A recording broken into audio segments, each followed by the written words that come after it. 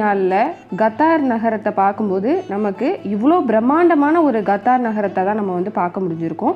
அதே நேரத்தில் 2017 உள்ள கத்தாரில் இருக்கக்கூடிய ஒவ்வொரு ஷாப்பிங் காம்ப்ளெக்ஸ்லேயும் வந்து மக்கள் வந்து அலைமோதுறாங்க.